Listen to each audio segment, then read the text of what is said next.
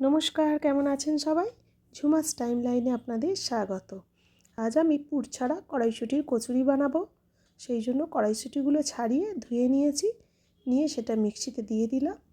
এবার ওটা ভালো করে নরম একদম পেস্ট বানিয়ে নিলাম, যেন দানা দানা না থাকে। এবার আমি ময়দা নিয়ে নিয়েছি, তাতে দিয়ে দিলাম একটু লবণ, একটু কালো জিরে, একটু চিনি আর একটু হিং।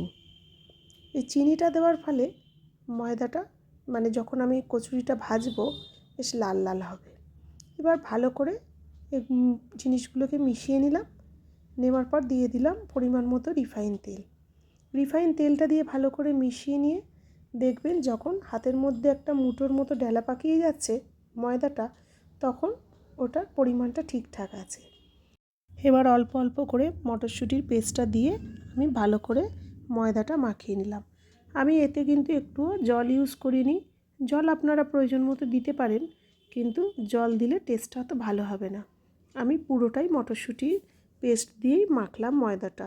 এতে করে কি হয় বলুন তো, হয়তো একটু বেশি পরিমাণ মটরশুঁটি লাগে, কিন্তু পুর বেরিয়ে যাওয়ার কোনো ঝামেলা থাকে না। দেখবেন একদম সুন্দর পারফেক্ট কচুরি হয়েছে।